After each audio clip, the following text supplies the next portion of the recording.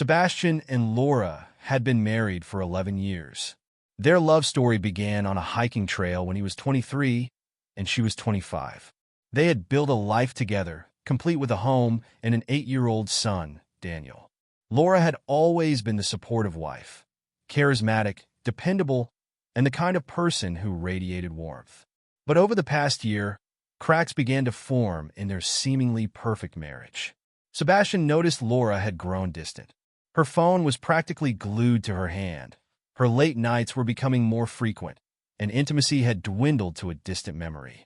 She came home late, often with vague excuses that left Sebastian questioning her honesty. Even on their wedding anniversary, she rolled in at 4 a.m., disheveled and unapologetic. Sebastian confided in his best friend, Ethan, about his suspicions. Ethan had always admired Sebastian's determination and had been his closest confidant through thick and thin. "Something's off," Sebastian admitted. "She's not the same anymore. It's like she's here, but not really here." Ethan's wife, Amelia, had once been close to Laura, but even she had noticed Laura's increasing aloofness. When Sebastian mentioned the changes, Amelia took it upon herself to observe Laura closely. What she discovered was devastating.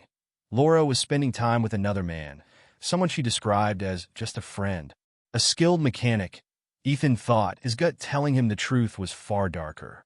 Sebastian, unable to confront Laura without evidence, hired a private investigator. For 3 agonizing months, the PI found only one piece of damning proof: a photo of Laura holding hands with a man outside a theater. Sebastian's heart sank when he saw the image. He had dedicated over a decade to their marriage, and this was how it was falling apart? Ethan tried to console him, taking him out for drinks to clear his head. But Sebastian's sorrow turned to anger as he recounted the photo, the lies, and the growing emotional void Laura had created.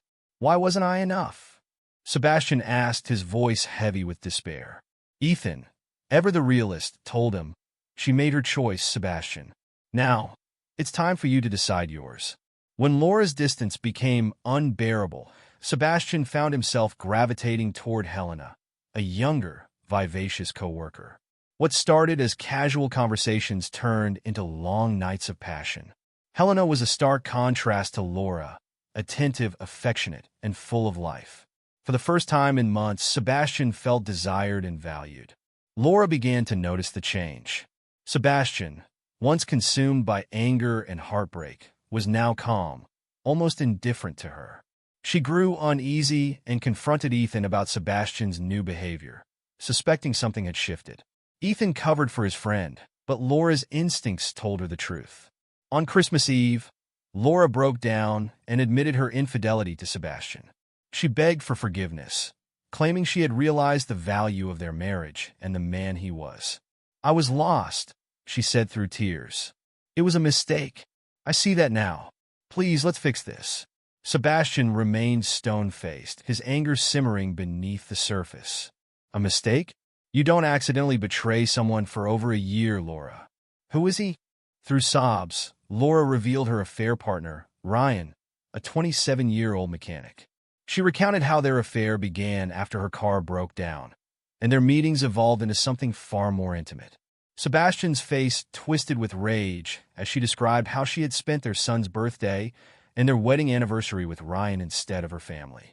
Sebastian didn't show his cards right away.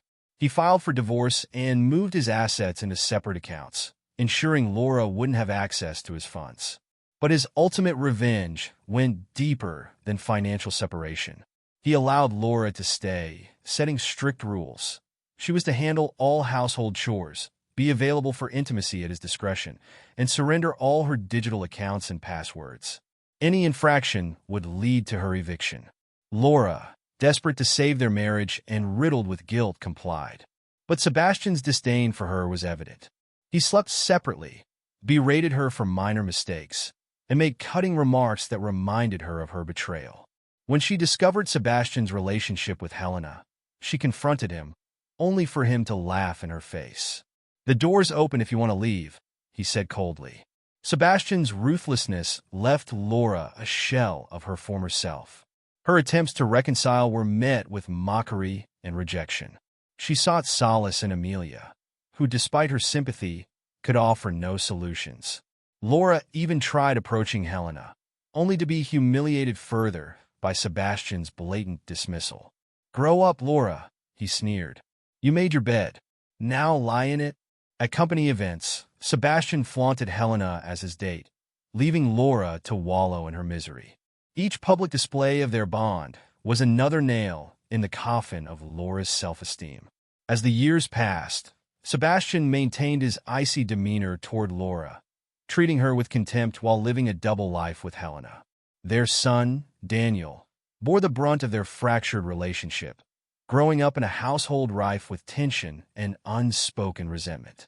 Despite her attempts to repair their marriage, Laura remained trapped in a toxic cycle of guilt and emotional abuse. Her affair had cost her everything, and Sebastian ensured she would never forget it.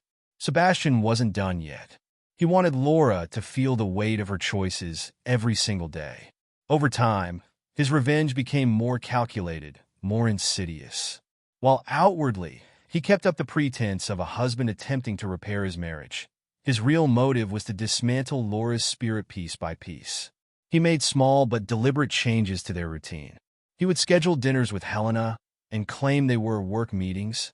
He'd take weekend trips, leaving Laura behind with their son and offering no explanation.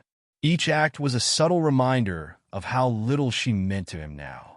Despite this, Laura clung to the hope that Sebastian might forgive her. She cleaned tirelessly, cooked his favorite meals, and even tried to rekindle their intimacy. But Sebastian's coldness was unyielding.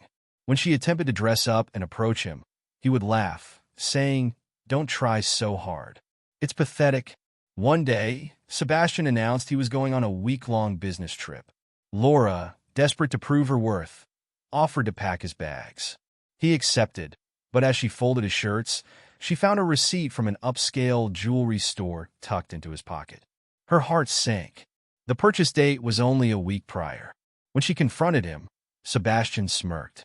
"It's for Helena," he said bluntly. "She deserves something special." The admission crushed Laura, but what hurt more was his indifference. "Why are you doing this to me?" she cried. Sebastian leaned in, his voice icy.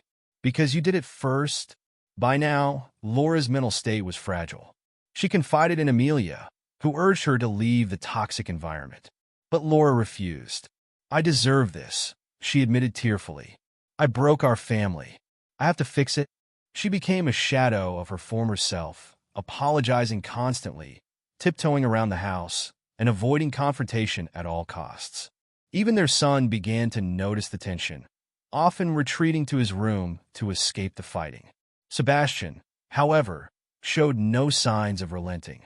He continued to flaunt Helena openly, taking her to events, buying her gifts, and treating her with the affection Laura so desperately craved. The final blow came during a company gala. It was a black tie event, and spouses were encouraged to attend. Laura spent hours preparing, hoping this could be the turning point for their marriage. But when she arrived at the venue, she saw Sebastian arm in arm with Helena. They were laughing, looking every bit the perfect couple. Laura stood frozen, her chest tightening as the reality hit her. There was no going back.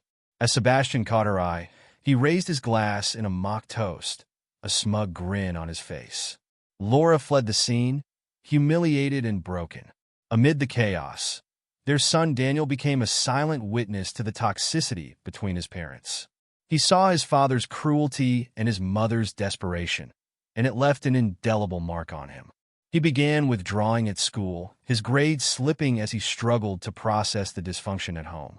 Sebastian noticed but dismissed it, believing his son would toughen up with time. Laura, however, was heartbroken. She tried to shield Daniel from the worst of their arguments, but the damage was already done. One night, Laura finally snapped. "Why are you doing this?" she demanded, her voice trembling. "We could have just divorced and spared each other all this pain." Sebastian's eyes narrowed. "Because a clean break would have been too easy for you. You don't deserve easy, Laura. You deserve to feel every ounce of the betrayal you put me through." "But what about Daniel?" she pleaded. "Don't you see what this is doing to him?" Sebastian hesitated for a moment, guilt flickering across his face, but he quickly buried it. Daniel will be fine. He'll learn from this. Over time, Sebastian began to grow weary of the game. Helena, once a source of excitement, started pushing for more commitment. She wanted him to leave Laura completely, but Sebastian wasn't ready to complicate things further. Laura, on the other hand, was at her breaking point. She had endured months of emotional abuse, clinging to a marriage that no longer existed.